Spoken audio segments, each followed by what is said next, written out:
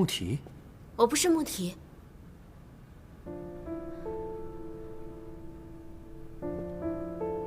雨泽，我喜欢你，我要名正言顺做你的少奶奶。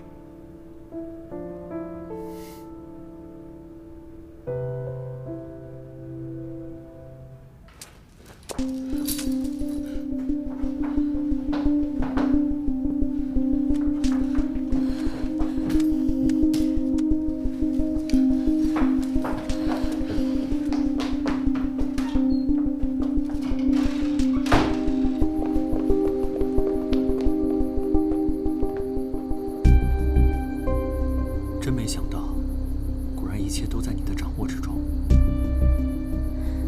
燕儿从小就胆小，我知道只要我吓唬他，他就一定会跑。我不过是赌一把。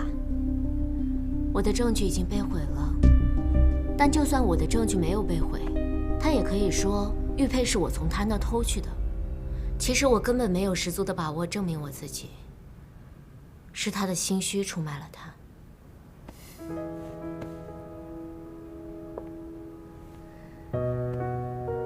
听瑶，你很聪明，谢谢你求助我，也谢谢你不顾一切地回到我的身边。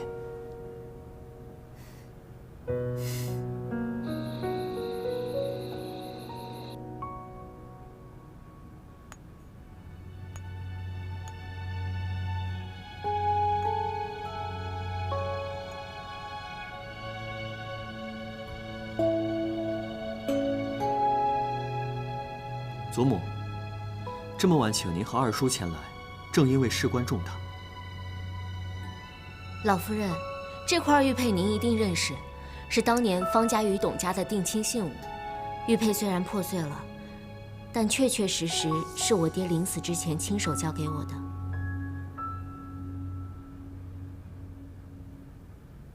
这玉佩是我在二爷的房间里找到的，想必二爷最清楚它的来历。老夫人若是不信，可以问问二爷，这块玉佩到底是不是属于我？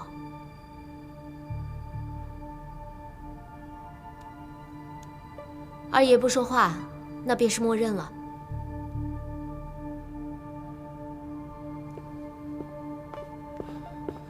少爷，人也在后门抓到，把他给我带进来。是。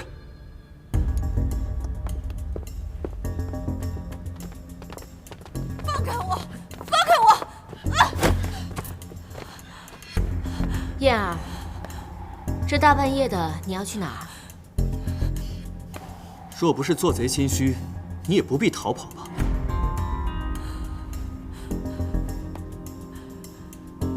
昔日浓情蜜意，如今竟半分情分都不留，还真是方家少爷。果然，没拥有的妻子是要被你丢掉的。我那个时候对你好，只不过是因为你是我的未婚妻。可这么长时间以来，你如此欺骗方家，你让我怎么对你留情面？对，我是冒充了董家大小姐，但我也是董家的女儿啊。我自从来到方家，我安分守己，尽心尽力地伺候老夫人，我哪点做的不对？而他呢，他明明知道自己的身份，还要勾搭督军。现在全府上下，谁不知道他爬上你二叔的床？这样的一个女人，你还要把她当成宝吗？你闭嘴！当日若不是你冒名顶替，我怎么会阴差阳错成了二爷的丫鬟？你有什么资格在这里胡说八道？我胡说八道？老夫人，你也是亲眼所见吧？他日日夜夜睡在二爷房里，三番五次的当着众人的面勾勾搭搭，这难道不是事实吗？你们方家还真是大户人家，一个女人，叔侄俩争着抢。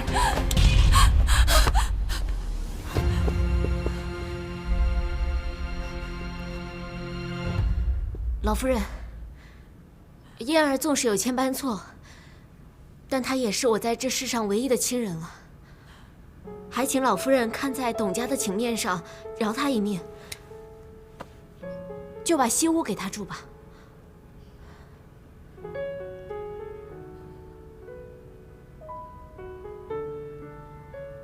来人，把他拉下去。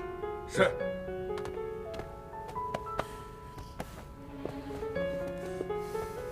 走。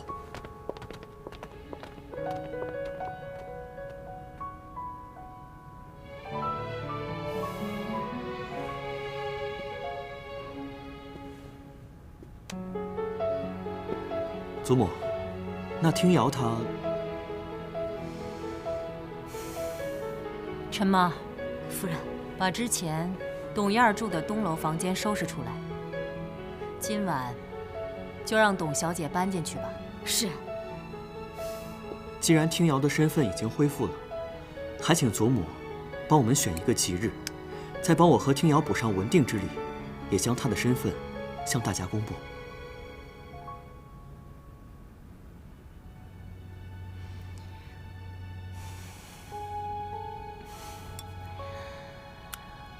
时间不早了，大家都累了，有什么事儿缓缓再说吧。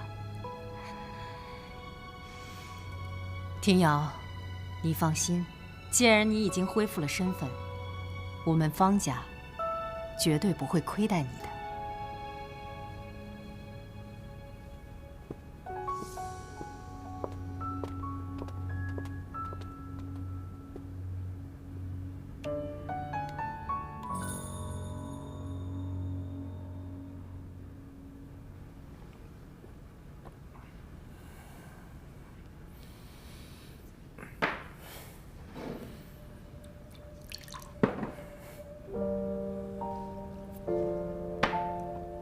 你别再喝了，把酒给我。你要为这样一个女人折磨自己吗？你为她做了那么多，她却要嫁给那小子。把酒给我。我实在是看不过眼了。当日董府遇难，你得到消息就马不停蹄地赶过去，在路上遭遇劫匪，险些丧命，耽误些时辰。这些时日，你为她受了这么多伤，她现在却这么对你，我现在就去找她说清楚。我要让她知道，她到底有多糊涂。我不能让你的一番心意被她糟蹋了。站住！可是，你真的甘心吗？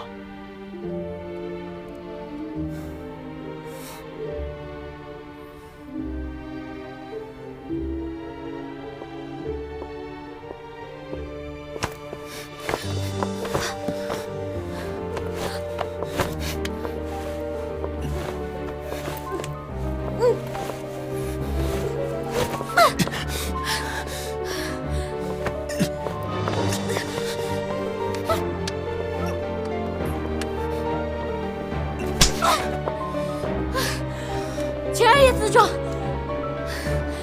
我现在已经是你名正言顺的未来侄媳妇儿。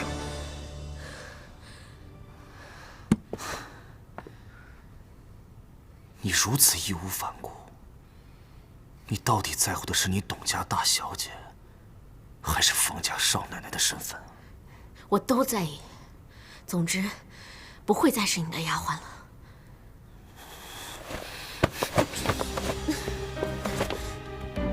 我不许你嫁给他。你不许？凭什么？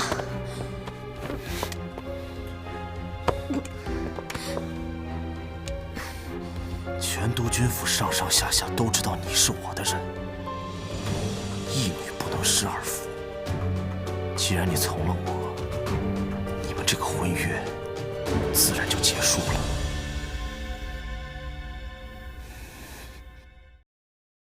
这世间曲终人长离散，远飞的雁也不再归寒。看寥寥炊烟，看宇宙长晚，看不完人间的聚散。时光流转，恒为不变，不过笑谈一片，恩怨纠缠，也尽管紧握。